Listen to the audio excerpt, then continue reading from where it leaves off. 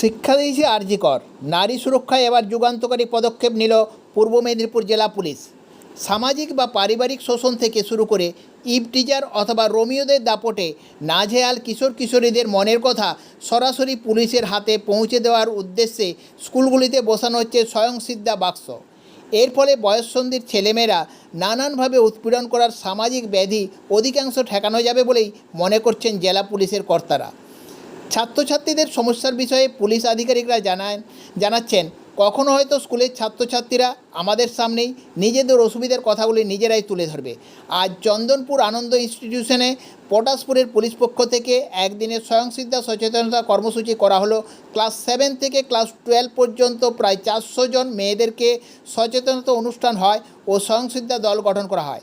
কাজলা জনকল্যাণ সমিতির থেকে কমল দাস এই প্রোগ্রামে শিশু অধিকার, নারী পাচারের কুফল ও প্রতিরোধ ব্যবস্থা ও বাল্য বিবাহ নিয়ে আলোচনা করেন।